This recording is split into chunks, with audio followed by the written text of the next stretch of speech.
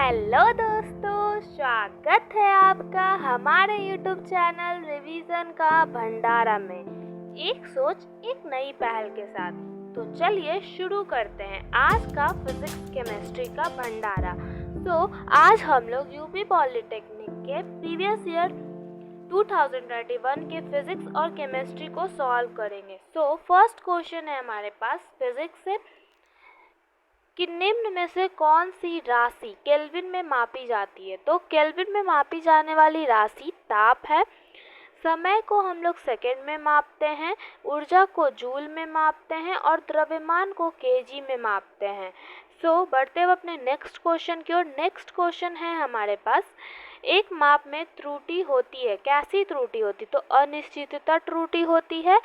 सो बढ़ते हुए अपने नेक्स्ट क्वेश्चन की ओर। नेक्स्ट क्वेश्चन हम लोग का न्यूमेरिकल से है। न्यूमेरिकल के लिए आप लोगों को बने रहना पड़ेगा, क्योंकि न्यूमेरिकल का एक अलग से सेशन आएगा, उसमें सारे न्यूमेरिकल्स को डील कर लिया जाएगा। आई होप आप लोग बने रहेंगे। सो बढ़ते हुए अपने नेक्स्ट थ्योरी क्वेश्चन की ओर।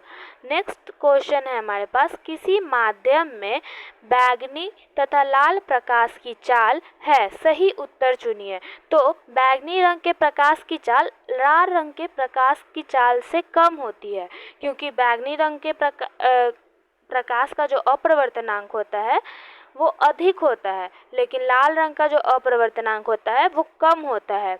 उस हिसाब से हमारा ऑप्शन ए सही होता है। सो बढ़ते हुए अपने नेक्स्ट क्वेश्चन की ओर। नेक्स्ट क्वेश्चन है हमारे पास, एक तारे से प्रकाश पृथ्वी पर पहुंचने में 5 वर्ष का समय लेता है। तारे और पृथ्वी के बीच की दूरी है। तो प्रकाश वर्ष क्या होता है? तो प्रकाश द्वारा एक वर्ष में तय की गई दूरी को प्रकाश वर्ष कहते हैं। जो एक वर्ष में जो दूरी तय करेगा वही प्रकाश वर्ष कहलाएगा। तो यहाँ पे साफ साफ लिखा हुआ है कि 5 वर्ष में, तो सिंपल सा है 5 प्रकाश वर्ष हो जाएगा। आई होप आपको ये समझ में आया हो। सो बढ़ते अब अपने नेक्स्ट क्वेश्चन की ओर। नेक्स्ट क्वेश्चन है हमारे पास, मूल मात्रक के पदों में बल का मात्रक है। मूल मात्रक में पूछ रहा है, इसलिए किलोग्राम मीटर पर सेकेंड स्क्वायर होगा। अगर वही SI मात्रक पूछता तो न्यूटन होता, और सीजीएस पूछता तो डाइन होता। और ऐसे भी पूछ सकता है कि 1 न्यूटन बराबर कितने डाइन होते हैं। तो 1 न्यूटन बराबर 10⁵ डाइन होता है। सो इससे रिलेटेड और भी प्रश्न है, आप लोग उसे भी देख सकते हैं, ये भी पूछे जाने की संभावनाएं हैं। सो फोर्स का आप लोग जानते हैं कि मास इंटू एक्सेलरेशन होता है, फॉर्मूला द्रव्यमान इंटू त्वरण। सो इसकी राशि कौन सी होती है? ये एक सदिश राशि होता है। और इसका बीमीय सूत्र क्या होता है? ये तो ट्रेंडिंग में है, क्वेश्चन अभी चल सकता है, पूछा जाएगा। MLT-2, क्योंकि ये सब सिंपल से क्वेश्चंस होते हैं, ये सब सभी को पते होते हैं, लेकिन बीमीय सूत्र निकालना थोड़ा डिफ़िकल्ट हो जाता है, इसलिए ये पूछा जा सकता है। तो बल का जो बीमीय सूत्र होता है MLT-2 होता है। सो बढ़ते हुए अपने नेक्स्ट क्वेश्चन की ओर। नेक्स्ट क्वेश्चन है, फ्यूज तार का गलनांक होता है। फ्यूज तार का गलनांक निम्न होता है। फ्यूज तार एक्चुअली में होता क्या है, ये सभी को कन्फ्यूज़न होता है। सो मैं इसके बारे में एक्सप्लेन कर देती हूँ। फ्यूज तार एक सुरक्षा उपकरण होता है जो कि वायरिंग के दौरान सर्किट में फिट किया जाता है, जोड़ा जाता है, जिससे अगर करंट ओवरलोड हो भी जाए तो पूरा वायर जो शॉर्ट सर्किट हो जाता है वो शॉर्ट सर्किट ना हो करके बस फ्यूज वायर ही अफेक्ट हो और आग लगने से बच जाए। ज़्यादा करंट फ्लो होने लगता है ना, तो वो फ्यूज वायर जो लगा होता है वो पिघल जाता है। फ्यूज वायर का जो वायर होता है वो पिघलने लगता है, और इसी को कहते हैं कि कहीं कहीं पे आप लोग सुने भी होंगे कि फ्यूज वायर उड़ गया है। तो वही कारण होता है कि ज़्यादा करंट फ्लो होने की वजह से फ्यूज वायर का जो वायर होता है वो जल जाता है और वही फ्यूज उड़ जाता है। तो इससे घरों में आग लगने की संभावनाएं जो होती हैं वो कम हो जाती हैं या फिर लगती ही नहीं है। इससे ये बहुत ही सुरक्षित उपकरण है हम लोगों के घरों के लिए, और कहीं पे भी हम लोग बिजली का यूज़ करें वहाँ पे ये हम लोग का ये फ्यूज़ वायर बनाया किससे जाता है? तो ये टीन, शीशा, विस्मित और कभी कभी इसमें कैडमियम भी मिला दिया जाता है। ये इन तीनों चारों का मिश्र धातु से बना होता है। इसका प्रतिरोध और गलनांक दोनों ही निम्न होता है। आई होप आप लोग को ये क्वेश्चन फ्यूज तार से रिलेटेड बहुत समझ में आया हो। इससे बहुत सारे क्वेश्चन पूछे जा सकते हैं। आप लोग अच्छे से इस वीडियो को देखिएगा। बढ़ते हुए अपने नेक्स्ट क्वेश्चन की ओर। नेक्स्ट क्वेश्चन है 0.0004 की कोटि है। कोटि निकालने के लिए जानते हैं कि अगर हम लोग राइट टू लेफ्ट जाते हैं तो पावर जो है वो माइनस में होता है हमारा। तो इधर से हम लोग राइट टू लेफ्ट जाएंगे तो 5 × 10⁻⁻5 हो जाएगा, क्योंकि यहाँ पे 5 डिजिट है। तो यहाँ पे ऑप्शन में हमारे पास 5 10⁻⁻5 है सी नंबर में, तो सी नंबर ऑप्शन सही हो जाएगा। बढ़ते हैं अपने नेक्स्ट क्वेश्चन की ओर। नेक्स्ट क्वेश्चन है हमारे पास 1 माइक्रो एम्पियर विद्युत धारा समतुल्य है। तो 1 माइक्रो में कितने मीटर होते हैं? 1 माइक्रो बराबर होता है 10⁻6 मीटर। यहाँ पे एम्पियर पूछ रहा है तो 1 × 10⁻⁻6 एम्पियर लिखा जाएगा डायरेक्ट। तो 10⁻⁻6 समतुल्य हो जाएगा 1 माइक्रो एम्पियर विद्युत धारा के समतुल्य हो जाएगा। ऑप्शन नंबर ए हो जाएगा हम लोग का सही आंसर। बढ़ते हैं अपने नेक्स्ट क्वेश्चन की ओर। नेक्स्ट क्वेश्चन है एनालॉग परिपथ में समय परिवर्तन के साथ स्थिर होते हैं। एनालॉग परिपथ एक्चुअली में होता क्या है? तो एनालॉग परिपथ एक ऐसा परिपथ है जो एनालॉग सिग्नल के लिए काम करता है, वही एनालॉग परिपथ कहलाता है। अब आप लोग के मन में आ रहा होगा कि एनालॉग सिग्नल क्या होता है। तो सिग्नल जो ऐसा सिग्नल जिनका मान समय के साथ लगातार परिवर्तन होता है, लगातार बदलता रहता है, वही होता है एनालॉग सिग्नल। जैसा कि आप लोग गाड़ी में भी देखते होंगे गियर वगैरह चेंज करने में, उसमें हमेशा हम लोगों को इंडिकेशन मिलता है, कार का हो, बाइक का हो, किसी में भी हो, वही एक सिस्टम होता है, मेनली एक डिवाइस होता है। इसका ग्राफ कुछ इस तरीके से बनता है कि ये विभव हो जाएगा और ये टाइम हो जाएगा। ये यहाँ से यहाँ तक ये लगातार परिवर्तन होता रहता है। ये थोड़ा सा हम लोग बढ़े तो ये यहाँ से यहाँ आएगा। देखिए यहाँ से यहाँ पे अगर हम लोग बढ़े तो ये थोड़ा सा परिवर्तन हुआ, फिर अगर हम थोड़ा सा और आगे बढ़ेंगे तो फिर से ये परिवर्तन हो रहा है, फिर से ये परिवर्तन हुआ और ये फिर से परिवर्तन हुआ। तो इसी तरीके से लगातार परिवर्तन होते रहता है, वही होता है एनालॉग परिपथ में परिवर्तन। तो समय के साथ किस स्तर के साथ परिवर्तन होता है? तो ये ना किसी भी मतलब कि समय के साथ परिवर्तन किस स्तर से होता है, धनात्मक होता है या ऋणात्मक होता है या शून्य होता है? तो ये सभी स्तर में ये परिपथ परिपूर्ण होता है। बढ़ते हैं अब अपने नेक्स्ट क्वेश्चन की ओर। आई होप ये क्वेश्चन आपको समझ में आया हो। अगर आपको समझ में नहीं आया हो तो आप कमेंट सेक्शन में बता सकते हैं, मैं फिर से वहाँ पे एक्सप्लेन कर दूंगी। बढ़ते हैं अपने नेक्स्ट क्वेश्चन की ओर। नेक्स्ट क्वेश्चन है हमारे पास R1 व R2 प्रतिरोध के दो प्रतिरोधक समांतर क्रम में जुड़े हैं, इनका समतुल्य प्रतिरोध है।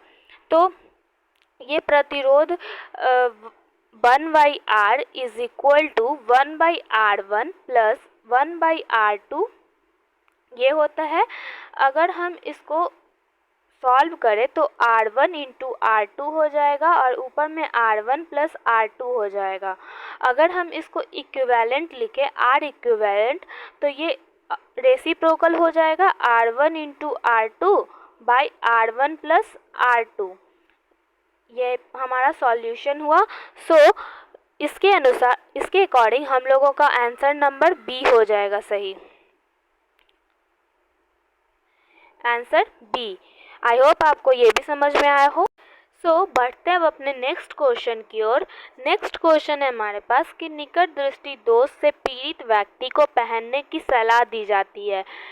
सबसे पहले तो निकट दृष्टि दोष होती क्या है? तो निकट दृष्टि दोष वो होती है जिसमें पास की चीज़ें हमें क्लियर दिखाई देंगी लेकिन दूर की चीज़ें हमें क्लियर नहीं दिखाई देती हैं। निकट दृष्टि दोष से रिलेटेड 2 क्वेश्चंस और बन सकते हैं। इसका पहला क्वेश्चन बन सकता है कि निकट दृष्टि दोष क्यों होती है, और दूसरा क्वेश्चन बन सकता है कि निकट दृष्टि दोष किस कारण से हो सकता है। तो पहले हम क्यों का आंसर दे देते हैं कि निकट दृष्टि दोष जो है वो क्यों होती है। तो जो नेत्र का दूर बिंदु होता है, मतलब कि जो आँख का डिस्टेंस पॉइंट होता है, वो अनंत पे बनता है मेनली, लेकिन जब ये निकट दृष्टि दोष हो जाती है तो अनंत पर न बन करके वो कम दूरी पे बनने लगती है। इसी वजह से ये निकट दृष्टि दोष हो जाती है।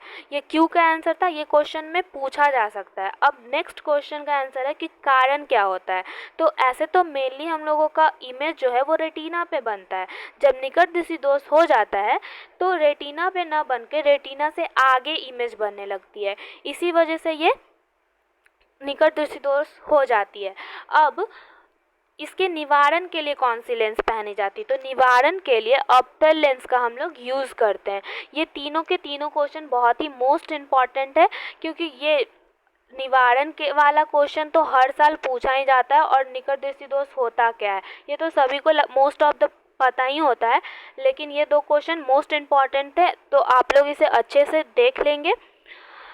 बढ़ते हैं अपने नेक्स्ट क्वेश्चन की ओर। नेक्स्ट क्वेश्चन है, एक घर में सभी विद्युत उपकरणों को समांतर क्रम में जोड़ा जाता है, क्योंकि समांतर क्रम में ही क्यों जोड़ा जाता है। आप लोग के मन में ये भी क्वेश्चन आ रहा होगा, क्योंकि समांतर क्रम में अगर एक उपकरण है समांतर क्रम में जोड़ा गया है, अगर एक उपकरण हमारा खराब हो जाता है कोई, तो दूसरा उपकरण खराब नहीं होता है, वो जलता रहता है, बस उसी को बदलिए और चेंज कीजिए जो खराब हुआ है। लेकिन अगर हम श्रेणी क्रम में जोड़ते हैं अपने उपकरणों को, तो श्रेणी क्रम में तो लगातार होता है, तो अगर एक खराब हुआ तो दूसरा वाला भी खराब हो जाएगा। इसीलिए इसका आंसर नंबर बी होगा। इसके मुताबिक यदि एक बल्ब खराब हो तो दूसरा बल्ब जलता रहता है, इसलिए समांतर क्रम में जोड़ा जाता है।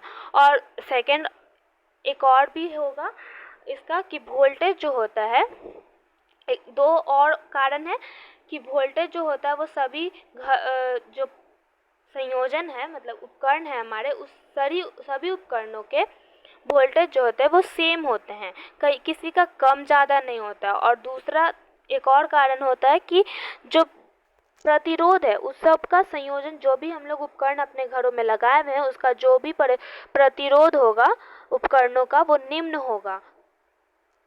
आई होप आपको ये भी समझ में आया हो। बढ़ते हैं अपने नेक्स्ट क्वेश्चन की ओर।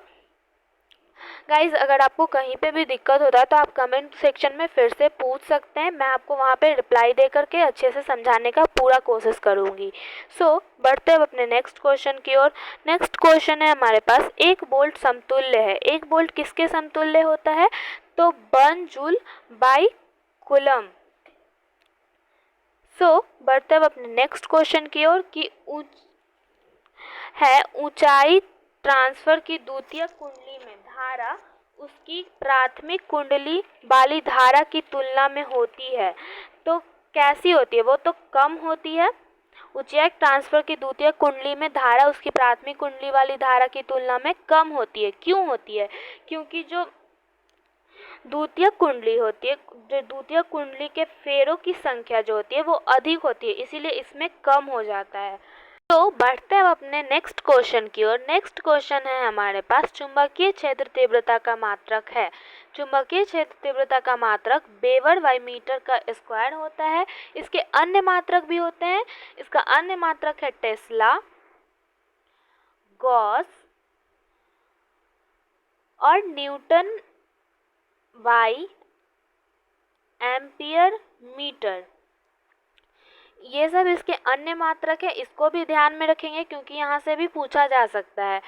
पहला हो गया वेबर बाई मीटर का स्क्वायर, दूसरा टेस्ला, तीसरा गॉस और चौथा न्यूटन बाई एम्पियर मीटर। उसके बाद नेक्स्ट क्वेश्चन यहाँ से बन सकते हैं कि एक गॉस बराबर कितने न्यूटन बाई एम्पियर मीटर होते हैं, तो 10⁻⁻⁴। ये भी क्वेश्चन बन सकता है, इसको भी आप लोग ध्यान में रखेंगे। यहाँ से एक क्वेश्चन और बनता है कि चुंबकीय क्षेत्र कौन सी राशि है, तो चुंबकीय क्षेत्र एक सदिश राशि है। सो बढ़ते अब अपने नेक्स्ट क्वेश्चन की ओर। नेक्स्ट क्वेश्चन है हमारे पास केमिस्ट्री से। यहाँ से हमारा केमिस्ट्री स्टार्ट होता है। केमिस्ट्री का फर्स्ट क्वेश्चन है, लिटमस प्राप्त होता है। लिटमस कहाँ से प्राप्त होता है, तो लाइकेन से प्राप्त होता है। लिटमस एक्चुअली में होता क्या है, तो लिटमस जो है एक लिटमस विलयन का एक प्राकृतिक सूचक होता है। यहाँ पे पदार्थ लिटमस से किसी भी पदार्थ के अम्लीय या क्षारीय होने की उपस्थिति से उसके गंध और रंग में भी परिवर्तन होता है। सो बढ़ते हैं अपने नेक्स्ट क्वेश्चन की ओर। नेक्स्ट क्वेश्चन है हमारे पास, साबुन का आयनिक सिरा होता है। साबुन का आयनिक सिरा जलरागी होता है, क्योंकि साबुन जो होता है वो पानी के साथ बहुत ही घुलनशील होता है, इसी वजह से इसे जलरागी कहा गया है। सो बढ़ते हुए अपने नेक्स्ट क्वेश्चन की ओर। निम्न में से कौन सा कण विद्युत क्षेत्र से गुजारे जाने पर अपने पथ से विचलित नहीं होता है, तो न्यूट्रॉन जो है वो अपने पथ से विचलित नहीं होता है। क्यों, क्योंकि इसका कोई भी आवेश नहीं होता है, इसीलिए ये अपने पथ से विचलित नहीं होता है। सो बढ़ते हैं अपने नेक्स्ट क्वेश्चन की ओर। नेक्स्ट क्वेश्चन है हमारे पास, गन पाउडर में प्रयुक्त यौगिक है। मेनली यहाँ पे फॉर्मूला पूछा जा रहा है गन पाउडर का, तो पोटेशियम नाइट्रेट, जो इसको सॉल्ट पीटर भी कहते हैं, सॉल्ट पीटर भी इसको कहते हैं। और गन पाउडर में किसका किसका मिश्रण होता है, गन पाउडर में मेनली मिश्रण होता है सोडा का, कोयला और गंधक, इन सब का मिश्रण होता है गन पाउडर। सो बढ़ते हैं अपने नेक्स्ट क्वेश्चन की ओर। नेक्स्ट क्वेश्चन है हमारे पास, सिलिकॉन है। सिलिकॉन पीरियोडिक टेबल के 4th ग्रुप का दूसरा तत्व है, जहाँ पे धातु और अधातु दोनों के गुण पाए जाते हैं, इसीलिए इसे उपधातु कहते हैं। सिलिकॉन का यूजेस पूछ सकता है, तो सिलिकॉन का यूजेस कहाँ कहाँ पे होता है ये जान लीजिए आप लोग, कि साबुन में, शीशे में, कंप्यूटर चिप्स में और इलेक्ट्रॉनिक डिवाइसेस में सिलिकॉन का यूज़ किया जाता है। सो बढ़ते हैं अपने नेक्स्ट क्वेश्चन की ओर। नेक्स्ट क्वेश्चन है हमारे पास, बाटा भट्टी से प्राप्त लोहा होता है। तो हम लोग को बाटा भट्टी से कौन सा लोहा प्राप्त होता है, तो कच्चा लोहा।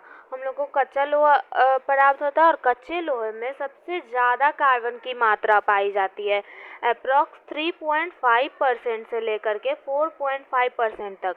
और इसमें कार्बन की मात्रा ज़्यादा होने की वजह से इसे भंगूर बोला जाता है। और कच्चे लोहे में कुछ तत्वों की अशुद्धियाँ पाई जाती हैं, जैसे कि सल्फर, सिलिका, मैग्नीज और फोस्फोरस। इन सब तत्वों की अशुद्धियाँ कच्चे लोहे में पाई जाती है। तो ये क्वेश्चन पूछ सकता है कि कौन कौन सी अशुद्धियाँ कच्चे लोहे में पाई जा सकती है, तो आप इसे ध्यान रखेंगे। तो बढ़ते अब अपने नेक्स्ट क्वेश्चन की ओर। नेक्स्ट क्वेश्चन है हमारे पास, एलपीजी गैस की लौ का रंग नीला होता है, जिसका कारण है, तो पूर्ण दहन के कारण वो नीला होता है। और यहाँ पे एक क्वेश्चन पूछ सकता है कि एलपीजी का फुल फॉर्म क्या होता है, तो लिक्विफाइड पेट्रोलियम गैस होता है एलपीजी का फुल फॉर्म। और एक क्वेश्चन और पूछ सकता है कि एलपीजी गैस का मुख्य घटक कौन सा है, तो मुख्य घटक उसका होता है एक प्रोपेन और ब्यूटेन। प्रोपेन और ब्यूटेन का ये मुख्य घटक होता है एलपीजी, इसको आप ध्यान में रखेंगे। सो बढ़ते हैं नेक्स्ट क्वेश्चन की ओर। नेक्स्ट क्वेश्चन है हमारे पास, कार्बन की सहसंयोजकता है।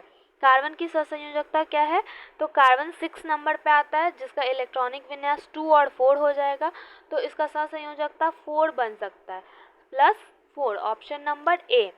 सो बढ़ते हैं अपने नेक्स्ट क्वेश्चन की ओर। नेक्स्ट क्वेश्चन है हमारे पास,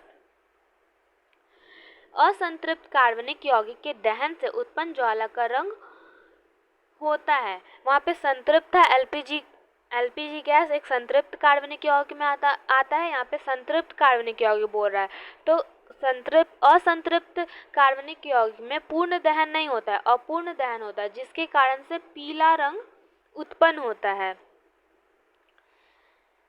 सो बढ़ते हैं अपने नेक्स्ट क्वेश्चन की ओर। नेक्स्ट क्वेश्चन है हमारे पास, 1 बिलियन को 80 ग्राम जल में 20 ग्राम साधारण नमक डालकर बनाते हैं, विलयन की सांद्रता होगी। तो यहाँ पे एक फॉर्मूला होता है कि विलयन की सांद्रता बराबर पदार्थ का भार ग्राम में होगा, यहाँ पे ग्राम में, बाई विलायक का भार वो भी ग्राम में होगा, इंटू 100। तो हम लोग यहाँ पे पहले इसको विलायक का भार टोटल कर लेते हैं कि 80 प्लस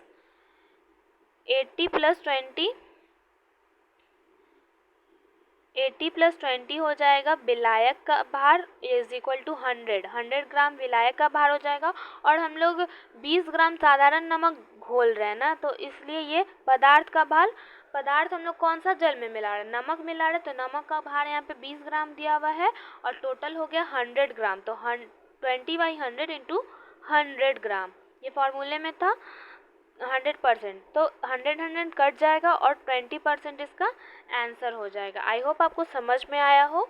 सो बढ़ते हैं अपने नेक्स्ट क्वेश्चन की ओर। नेक्स्ट क्वेश्चन है, प्लास्टर ऑफ पेरिस में जल मिलाने पर सेट होकर बनता है। तो प्लास्टर ऑफ पेरिस जल का अणु उसमें उपस्थित होता है, इसीलिए ये डायरेक्ट बन जाता है क्या, CaSO4.H2O। तो बढ़ते हैं अपने नेक्स्ट क्वेश्चन की ओर। नेक्स्ट क्वेश्चन है हमारे पास, दो परमाणु के बीच इलेक्ट्रॉन के एक युग्म की साझेदारी के द्वारा परिणाम कहलाते हैं।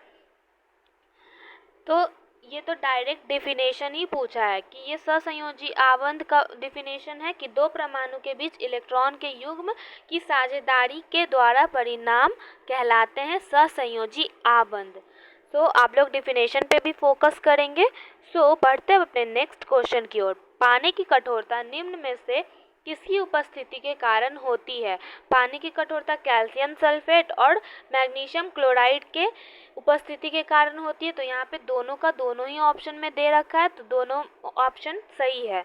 सो बढ़ते हैं अपने नेक्स्ट क्वेश्चन की ओर। नेक्स्ट क्वेश्चन है हमारे पास, जल के 1 मोल में परमाणुओं की संख्या होगी। तो 1 मोल बराबर एवोगैड्रो नंबर होता है। एवोगैड्रो नंबर हम लोग का 6.022 इंटू 10⁻23 होता है। तो ऑप्शन नंबर डी में है वो, तो ऑप्शन नंबर डी हमारा सही होगा। सो बढ़ते हैं अपने नेक्स्ट क्वेश्चन की ओर। नेक्स्ट क्वेश्चन है हमारे पास, मिल्क ऑफ मैग्नीशिया का प्रयोग एंटी एसिड की तरह किया जाता है क्योंकि ये क्षारीय होता है। मिल्क ऑफ मैग्नीशिया एक क्षारीय होता है, इसलिए इसका एंटी एसिड की तरह प्रयोग किया जाता है।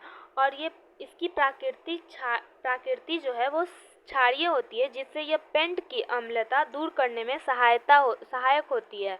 इससे मिल्क ऑफ मैग्नीशिया से पेंट की जो अम्लीयता होता है उसे दूर कर सकते हैं। सो बढ़ते हैं अपने नेक्स्ट क्वेश्चन की ओर। नेक्स्ट क्वेश्चन है हमारे पास, बेंजीन का रासायनिक सूत्र क्या है। तो बेंजीन का रासायनिक सूत्र C6H6 होता है। सो बढ़ते हैं अपने नेक्स्ट क्वेश्चन की ओर। नेक्स्ट क्वेश्चन है हमारे पास, निम्न में से उभयधर्मी ऑक्साइड है। उभयधर्मी क्या होता है गाइस, तो उभयधर्मी वैसे धातु ऑक्साइड होते हैं जिसमें अम्लीय और क्षारीय दोनों प्रकार के व्यवहार प्रकट करते हैं, उन्हें उभयधर्मी ऑक्साइड कहते हैं। तो यहाँ पे उभयधर्मी ऑक्साइड है Al2O3। सो बढ़ते हैं नेक्स्ट क्वेश्चन की ओर। नेक्स्ट क्वेश्चन है हमारे पास, एल्कीन समजात श्रेणी का सामान्य सूत्र है। तो एल्कीन समजात श्रेणी के एल्कीन का सूत्र होता है CnH2n और एल्केन का होता है CnH2n+2 और एल्काइन का होता है CnH2n-2। सो आप लोग को समझ में आया। सो बढ़ते अपने नेक्स्ट क्वेश्चन की ओर। नेक्स्ट क्वेश्चन है हमारे पास, हीरे के बाद दूसरा कठोरतम पदार्थ है। तो सिलिकॉन कार्बाइड हमारा दूसरा कठोरतम पदार्थ है, जो कि मानव निर्मित पदार्थ है ये। सो बढ़ते अपने नेक्स्ट क्वेश्चन की ओर। ओजोन की परत महत्वपूर्ण है क्योंकि यह यूवी किरणों को परावर्तित करती है, इसीलिए। सो बढ़ते अपने नेक्स्ट क्वेश्चन की ओर। नेक्स्ट क्वेश्चन है हमारे पास, मंडल परिष्करण से शोधन करते हैं। मंडल परिष्करण से शोधन कौन कौन करते हैं, जर्मेनियम, सिलिकॉन, गैलियम या ये सभी। तो ये सभी ही करते हैं मंडल परिष्करण से शोधन। बढ़ते अब अपने नेक्स्ट क्वेश्चन की ओर। नेक्स्ट क्वेश्चन है हमारे पास आयतन का एसआई मात्रक है। आयतन मतलब वॉल्यूम, वॉल्यूम का एसआई मात्रक वॉल्यूम का मीटर का क्यूब होता है। बढ़ते अब अपने नेक्स्ट क्वेश्चन की ओर। नेक्स्ट क्वेश्चन है हमारे पास कि यदि नाइट्रोजन परमाणु के 1 मोल का द्रव्यमान 14 ग्राम है तो 1 नाइट्रोजन के परमाणु का द्रव्यमान होगा। तो इसका एक फॉर्मूला होता है कि मोल की संख्या निकालने के लिए द्रव्यमान डिवाइड में मोलर द्रव्यमान में एवोगैड्रो नंबर जाएगा, क्योंकि 1 मोल बराबर एवोगैड्रो नंबर होता है। यहाँ पे 14 द्रव्यमान दिया हुआ है, बाई में 6.02 इंटू 10⁻23। इसको कैलकुलेट करने के बाद हमारे पास आंसर में आ जाएगा 2.3 इंटू 10⁻⁻23 ग्राम, जो कि हमारा ऑप्शन नंबर बी में है। हम लोग का ऑप्शन नंबर बी करेक्ट है। अब हम बढ़ते हैं अपने नेक्स्ट क्वेश्चन की ओर। नेक्स्ट क्वेश्चन है हमारे पास, सक्रिय गैसों में संयोजक इलेक्ट्रॉनों की संख्या होती है। तो सभी जानते हैं कि नोबेल गैस फुलफिल होती हैं तो उसके आउटर मोस्ट सेल में 8 इलेक्ट्रॉन्स पाए जाते हैं, वही होता है संयोजक इलेक्ट्रॉन। बढ़ते हुए अपने नेक्स्ट क्वेश्चन की ओर। नेक्स्ट क्वेश्चन है हमारे पास, रासायनिक अभिक्रिया के लिए द्रव्यमान संरक्षण का नियम किसने दिया था? तो द्रव्यमान संरक्षण का नियम लेवोशियर ने दिया था। कौन से ईयर में दिया था? तो 1756 ईस्वी में दिया था। उसके बाद इन्होंने द्रव्यमान संरक्षण के नियम में क्या बताया था?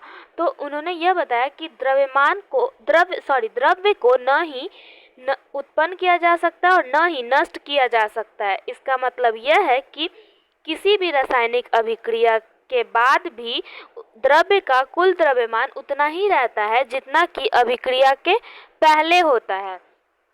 इसका मतलब यह है कि अगर चलिए हम लोग एक एग्जाम्पल से समझ लेते हैं कि अगर यहाँ पे मीथेन ऑक्सीजन के साथ रिएक्ट करता है तो CO2 प्लस H2O देता है।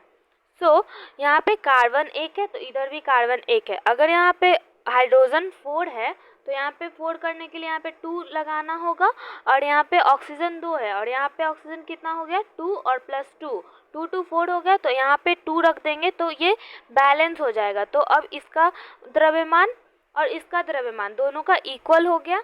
यही द्रव्यमान संरक्षण के नियम में हमें बताया गया था। आज का ये था लास्ट क्वेश्चन। आज के लिए इतना ही। Thanks for watching our video. मिलते हैं अब नेक्स्ट वीडियो में, तब तक के लिए बाय बाय।